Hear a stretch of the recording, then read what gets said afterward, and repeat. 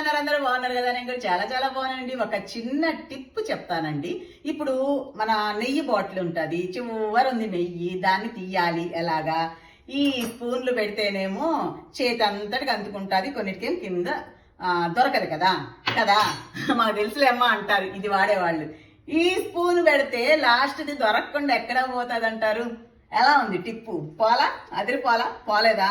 సరే, అంటే వాడే వాళ్ళకైతే తెలుస్తుంది, వాడని వాళ్ళకి కొంతమందికి పనికి వస్తుంది. నాకు ఇప్పుడు నెయ్యి అర్జెంటుగా కావాలి, ఇదేమో లాస్ట్ లో ఉంది.